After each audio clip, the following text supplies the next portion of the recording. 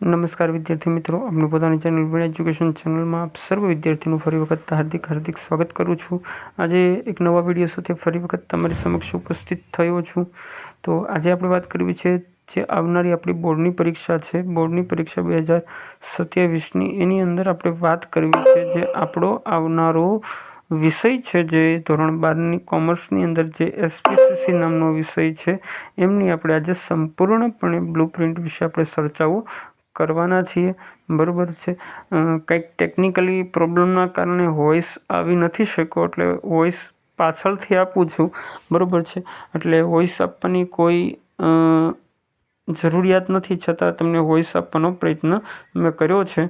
બરાબર, જો આપ ચેનલની અંદર પ્રથમ વિઝિટ કરતા હો તો અવશ્યપણે બાળકો આપણી ચેનલને સબસ્ક્રાઈબ કરતા જજો, કારણ કે આવનારી જે બોર્ડની પરીક્ષા છે એની કોમર્સની બ્લુપ્રિન્ટ પણ ધીરે ધીરે આપણે મૂકવાની શરૂઆત થઈ ગઈ છે। બરાબર છે, તો આપ અવશ્યપણે તેમની પણ મુલાકાત પ્લેલિસ્ટની અંદર જઈ અને 12 કોમર્સ 2027 બ્લુપ્રિન્ટ લખેલું છે તે આઇકન અવશ્ય તમે જોજો। બરાબર છે, 2026ની અંદર આપણને 2025ની બોર્ડની પરીક્ષાની અંદર બહોળો આપણને રિસ્પોન્સ મળ્યો છે। બરાબર છે, જો તમે અહીંયા CC અને SP 2 ભાગ આપણને આપેલા હોય છે, જ્યાં ચોકડી કરી છે ત્યાં આપણને એક પણ પ્રશ્ન નથી પૂછાવાનો। ત્યાર પછી જો એકડો બગડો એવું લખેલું છે, એનો મતલબ એ થાય છે કે એ પ્રકરણમાંથી એક પ્રશ્ન પૂછાશે, બગડો મતલબ કે 2 પ્રશ્ન પૂછાશે।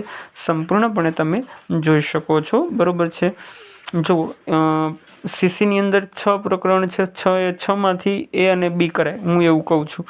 બરાબર છે, આમાં ભલે પહેલું, બીજું અને ત્રીજા પ્રકરણના અંદર B નથી આપ્યું। બરાબર છે, પણ હું માનું છું કે આપણે સંપૂર્ણપણે કરાય। બરાબર, Cની જો વાત કરીએ તો પ્રકરણ નંબર 1, 2 અને 3 એની અંદર છે, 4, 5માં નથી।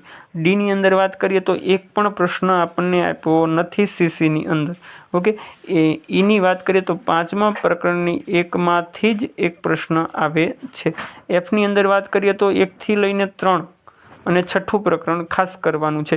એમાં પહેલા પ્રકરણમાંથી 1 આવે છે, બીજામાંથી 2, ત્રીજામાંથી 2, ચોથામાંથી 1 અને છઠ્ઠામાંથી 1। મતલબમાં મૂળ તમારું SPCC આ રીતનું, CC જે છે એ આ રીતનું રહેતું હોય છે। બરાબર છે, તો તમે જોઈ શકો છો પહેલા પ્રકરણની અંદર વિભાગ Aમાં 1 છે, Cમાં 1 છે, Fમાં 1 છે, 6 ગુણનું ચેપ્ટર છે। તમે પ્રકરણ નંબર 2માં જુઓ તો એક MCQ છે, C વિભાગમાં 1 છે, F વિભાગમાં 2 છે, 8 પ્રકરણનું ચેપ્ટર। 3ની અંદર વાત કરવામાં તો કે MCQ છે, C વિભાગમાં 1 છે અને F વિભાગમાં 2 છે, 8 ગુણનું ચેપ્ટર છે। ચોથા પ્રકરણની અંદર A અને B બંને છે અને F છે, 6 ગુણનું ચેપ્ટર છે। 5માની અંદર પણ એવું જ છે, તમે જુઓ A અને B અને F નથી, સોરી માય મિસ્ટેક, E છે। બરાબર છે, તો એ પણ એમાંથી તૈયાર કરવું। જે છઠ્ઠું ચેપ્ટર છે એની અંદર A, B અને F।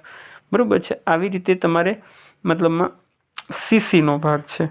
બરાબર છે, SPની અંદર જો આપણે ચર્ચા કરીએ તો SPની અંદર પણ તમે જુઓ તો 7 પ્રકરણ આપેલા છે। બરાબર છે, તો 7 પ્રકરણ તમે ઇન ડિટેલ તમે જુઓ એટલે તમને ખ્યાલ આવી જશે। બરાબર, જો આમાં D નથી એટલે ઓલામાં D હોવો જ જોઈએ, આપણે એવું અનુમાન કરી શકીએ છીએ। એની અંદર પણ એવું જ છે, તમે જુઓ। જો અહીંયા તમે જોઈ શકો 7 પ્રકરણ આપેલા છે। 7ની અંદર મેં કીધું ને કે A અને B તો ફરજિયાત કરવાનું, તો આમાં જો A, B, C, D ફરજિયાત કરવાનું। બરાબર, Eની અંદર 2 પ્રકરણ મૂકી દેવાના છે, એટલે કે ત્રીજું અને 7મું પ્રકરણ મૂકી દેવાનું છે, અને Fની અંદર બધા જ પ્રકરણ મૂકી દેવાના છે, નથી કરવાના। તો પહેલા પ્રકરણની અંદર 3 MCQ છે, B વિભાગમાં 2 પ્રશ્ન, Cમાં 1, Dમાં 1 અને Eમાં 1, Fમાં નથી, 11 ગુણનું ચેપ્ટર છે। બરાબર, ત્યાર પછી તમે જુઓ બીજા પ્રકરણની અંદર 2 MCQ, 1 ગુણનો 1, Cમાં 1, Dમાં 1 અને Eમાં 1, Fમાં નથી, 8 ગુણનું ચેપ્ટર છે। એવી જ રીતે પ્રકરણ નંબર 3ની જો વાત કરીએ તો એની અંદર પણ તમે જોઈ શકો છો કે 2 MCQ છે, 1 ગુણનો 1 છે, Cમાં 1 છે, Dમાં 1 છે, Eમાં 1 નથી, Fમાં 1 નથી, 6 ગુણનું ચેપ્ટર છે। ચોથા પ્રકરણની વાત કરીએ તો 2 MCQ છે, Bમાં નથી પણ આપણે કરવાનો છે, Cમાં 1 છે, Dમાં 1 છે, Eમાં 1 છે, Fમાં 1 કંઈ નથી, 7 ગુણનું ચેપ્ટર છે।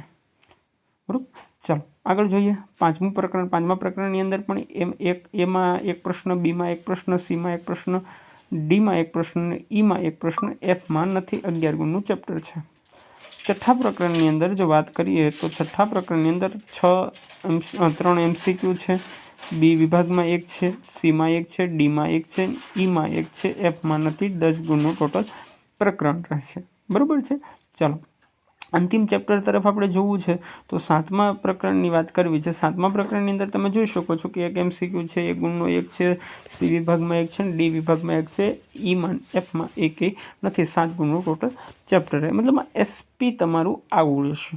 બરાબર છે. તો તમારે સ્ક્રીનશોટ લેવું હોય તો લઈ શકો છો. બાકી ડિસ્ક્રિપ્શનની અંદર આની લિંક આપેલી છે, ત્યાંથી તમે આની PDF ફાઇલ પણ મેળવી શકશો.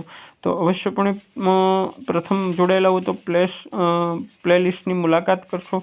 આપને આપમેળે આઈડિયા આવી જશે કે આવનારા સમયની અંદર આપણને વિદ્યાર્થીઓ દ્વારા કેવો પ્રતિસાદ મળેલો છે.